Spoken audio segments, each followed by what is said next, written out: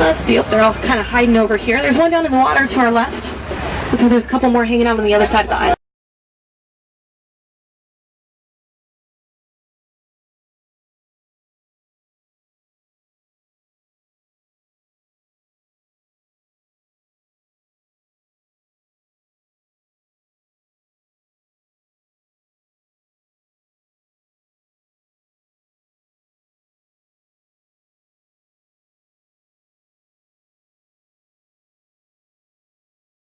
In those trees, you can see some brown animals that have very, very long horns. Those are called Ankole cattle.